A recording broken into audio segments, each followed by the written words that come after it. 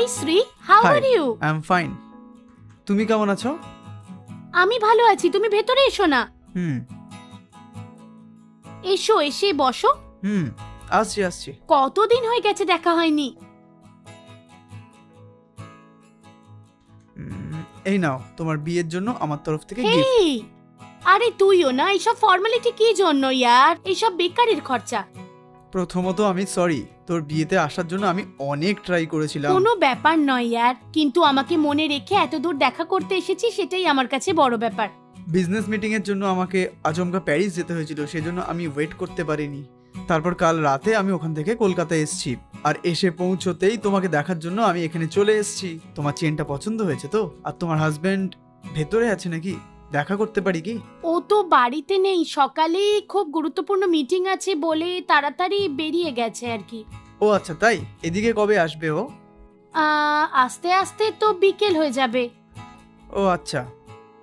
আচ্ছা বলো, তুমি কি খাবে, চা না কফি? আরে যা খাওয়াবে আমি খেয়ে নেবো। তুমি দাঁড়াও, আমি এক্ষুনি আনছি। ওকে। চা নাও তুমি। Thank you. ওয়েলকাম। আরে চা তো একদম ফার্স্ট ক্লাস বানিয়েছি, যেরকম তুমি ফার্স্ট ক্লাস। থ্যাংক ইউ ইয়ার।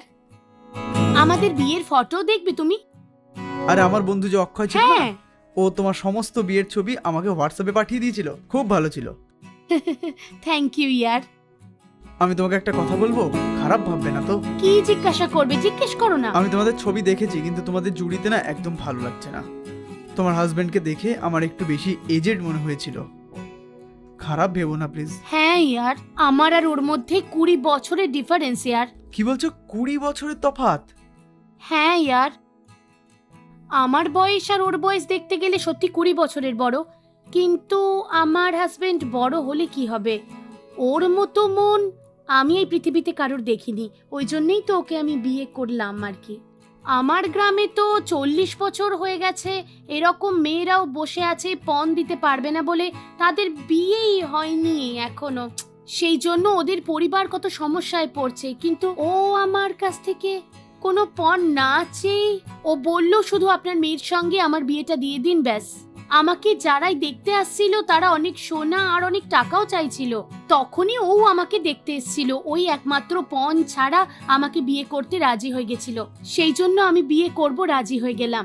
আমি ওর সঙ্গে খুব আনন্দে আছি, কিন্তু আমরা একসঙ্গে যখন বাইরে যাই তখন দেখতে মেয়ে আর বাবা লাগছে সবাই বলে, জড়ি ভালো নয় বলে, অনেকে কমেন্টস করে অনেক, কিন্তু এইসবকে আমি কেয়ারই করি না। যে যাই বলে নিক, আমি শুধু ওকেই ভালোবাসি, ওই আমার পুরো পৃথিবী। আমি ওর সঙ্গে খুব আনন্দে আছি ইয়ার। ঠিক আছে, আমি আসছি। ওকে বন্ধু। ঠিক আছে, দেখা হচ্ছে একদিন, তোমার হাজবেন্ডের সাথেও দেখা হবে তাহলে। নিশ্চয়ই বন্ধু, বাই।